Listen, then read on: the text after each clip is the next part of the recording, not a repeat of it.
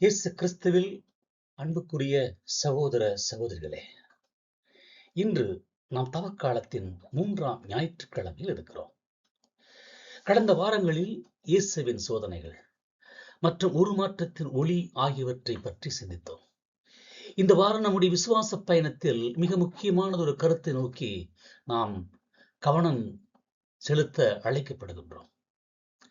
அது கடவுளுக்கான தாகம் மற்றும் ஜீவ ஊற்று எனப்படும் நிரந்தர நிறைவு, தி லிவிங் வாட்டர். பாலைவனத்தில் மக்கள் இன்று இயேசு அன்றாட தாகத்திற்காக கிணற்றடிக்கு வந்து ஒரு பெண்ணுக்கு ஒருபோதும் தாகம் எடுக்காத புது வாழ்வின் நீரை கொடுக்கிறார். பாலைவனத்தில் மக்கள் தாகத்தால் தவித்து கடவுளை சோதித்தார்கள். ஆனால் இங்கு வாழ்வதரும் தண்ணீரை கொடுக்கிறார். நம்முடைய வாழ்க்கையின் உண்மையான தாகம் என்ன?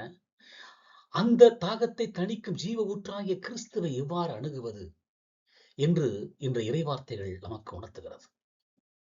தாகமும் ஜீவ ஊற்றும், விசுவாசத்தின் கிணற்றடியில் ஆவியின் வழிபாடும் என்ற தலைப்பிலே இறையியல் கண்ணோட்டத்தோடும் பொதுநூல பார்வையோடும் இந்த நாளை நாம் சற்று தியானிப்போம்.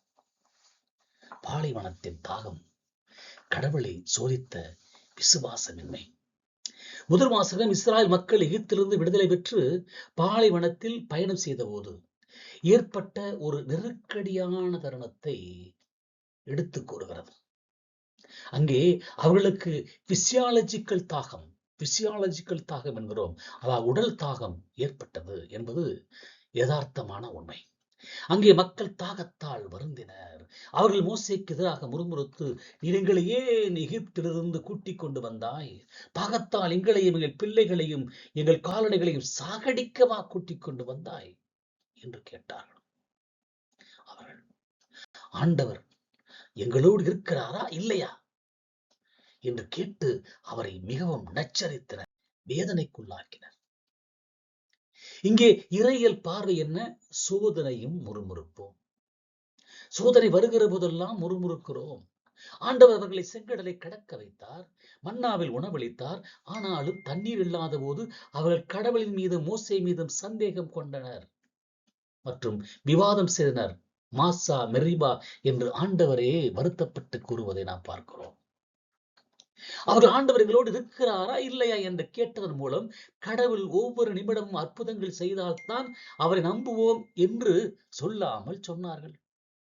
கடவுள் மோசே மூலம் பாறையிலிருந்து நீரை பாய்ச்சி அவர்களின் தாகத்தை தணித்தார். ஆனால் இந்த செயல் அவர்களின் விசுவாசத்தின் குறைபாட்டையே சுட்டி காண்பிக்கிறது என்பதை நாம் உணர்ந்து கொள்ள வேண்டும்.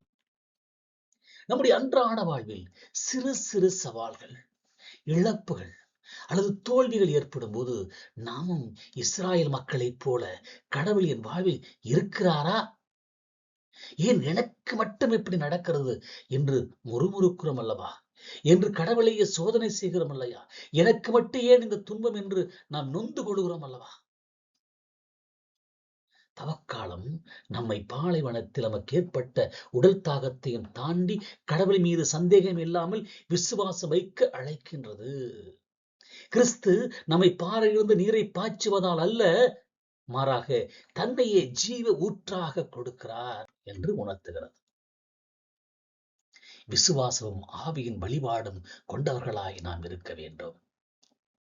இயேசுவும் யூதர்களும் சமாரியர்களும் உள்ள இடைவெளியை உடைத்து பாவ பின்னணியை கொண்ட ஒரு பெண்ணை சந்திக்கும் அற்புதமான நிகழ்வை இன்றைய நற்செய்தி நமக்கு பேசுகிறது. இந்த பெண்ணின் உடல் தாகத்தை விட அவருடைய ஆன்மீக தாகமே பெரிதாக பார்க்கப்பட்டது. இயேசு அவரிடம், நான் தரும் தண்ணீரை குடிக்கும் இவருக்கு மீண்டும் தாகம் எடுக்காது. நான் கொடுக்கும் தண்ணீர் அவர்களுக்கு பொங்கி எழும் நீரூற்றாக மாறி நிலைவாழ்வை அளிக்கும் என்றார். இந்த வார்த்தையின் இறையியல் பார்வை, 5 கணவர்கள் ஒரே மீட்பர். உண்மையான தாகம். சமாரிய பெண் தன் வாழ்க்கையில் 5 கணவர்களையும் தற்போது ஒரு துணைவரையும் கொண்டிருந்தால், இந்த பலவீனமான உறவுகள் அவருடைய உள்ளத்தின் ஆழமான தாகத்தை, அன்பு, பாதுகாப்பு, ஏற்பு இவையெல்லாம் ஒருபோதும் தணிக்கப்படவில்லை. இயேசு அவருடைய வாழ்க்கையில் உண்மையை வெளிப்படுத்திய போது அந்த பெண் இயேசுவை ஒரு இறைவாக்கினர் என்பதை உணர்கிறார் தொடக்கத்திலே. 5 கணவர்கள் இருந்தும் அவளுக்கு அன்போ, பாதுகாப்போ, ஏற்றுக்கொள்ளக்கூடிய தன்மையோ இல்லை.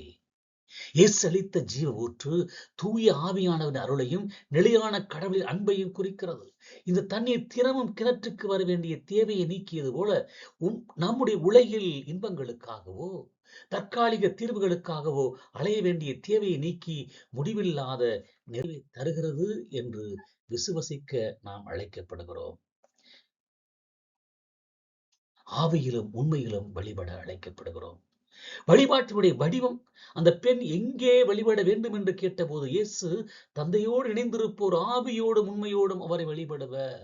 நம்முடைய வழிபாடு ஆவியோடும் உண்மையோடும் இருக்கிறதா என்று சடங்குகள், சம்பிரதாயங்கள், வழக்கம், பழக்கத்தை நாம் மாற்றிக்கொள்ள முடியாமல் நமக்கென்று ஒரு வழிபாட்டை, ஒரு பக்தி முயற்சிகளை உருவாக்கி கொள்கிறோம். நம்முடைய வழிபாடுகள் வெறும் சடங்குகள், வடிவம் அல்ல. அவை தூய ஆவியாரால் நிரப்பப்பட்டு உண்மையின் அடிப்படையில் நம்முடைய வாழ்வின் நேர்மை மனமாற்றம் அதில் இருக்க வேண்டும்.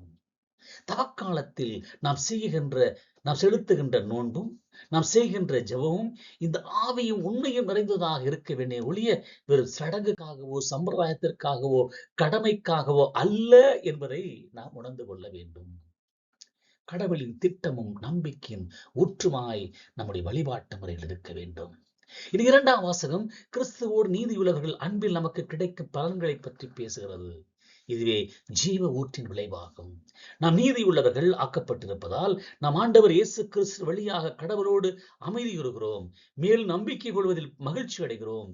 நாம் எதிர்நோக்கி இருப்பதில் ஏமாற்றம் அடைய வேண்டியதில்லை. ஏனெனில் நாம் பெற்றுக்கொண்ட தூய ஆவியின் வழியாய் கடவுளின் அன்பு நம்முடைய உள்ளங்களில் பொழியப்பட்டுள்ளது. அன்பின் ஆதாரம், அமைதி, நம்பிக்கை, இதுவே இறையியல் பார்வையாக இருக்க வேண்டும்.